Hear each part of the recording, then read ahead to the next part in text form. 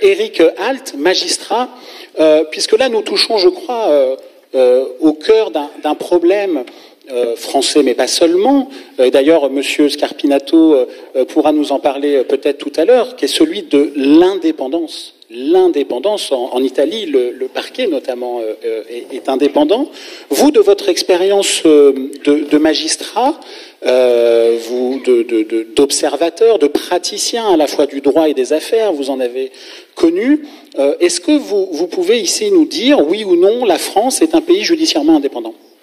Alors, ce serait difficile, pas encore.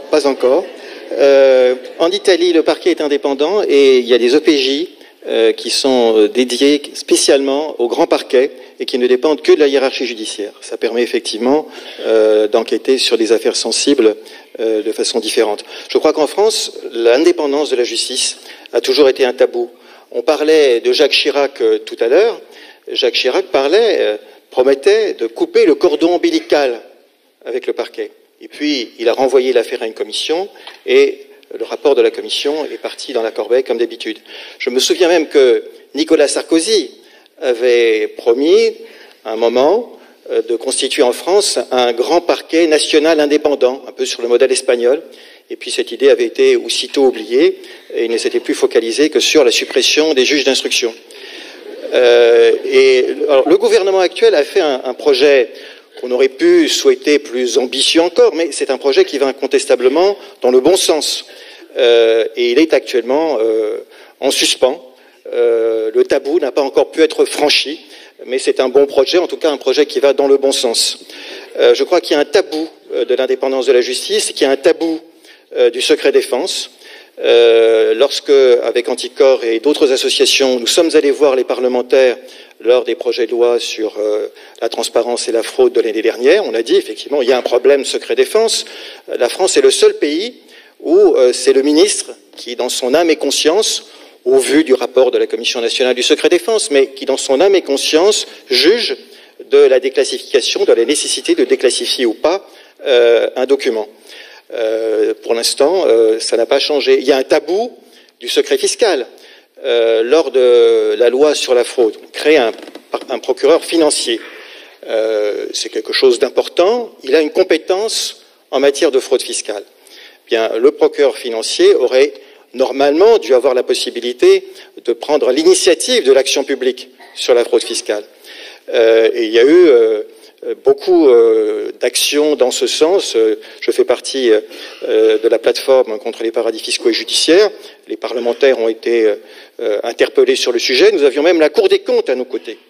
Eh bien, il n'a pas été possible de faire évoluer les choses, et c'est toujours le ministre en charge de l'économie qui décide si oui ou non une affaire doit être poursuivie. Mais alors vous, acteur, à la fois acteur et observateur de ce monde-là, des va-et-vient au travers des époques et des majorités de gouvernement, nous n'inscrivons pas ce débat dans une question partisane, nous inscrivons précisément ce débat dans une question qui s'inscrit au-dessus des lignes idéologiques et partisanes, puisque nous pensons qu'il peut y avoir une communauté de vues dans la lutte contre la corruption, puisque nous en sommes tous ici, ceux qui nous regardent, les victimes invisibles au quotidien. Comment vous expliquez cette succession de tabous? Est-ce que c'est culturel? Est-ce que c'est institutionnel? Est-ce que c'est un pouvoir politique qui a besoin de se protéger pour survivre? Est-ce que vous avez une réflexion, une piste de proposition là-dessus? Peut-être que nous manquons de compétitivité démocratique. Je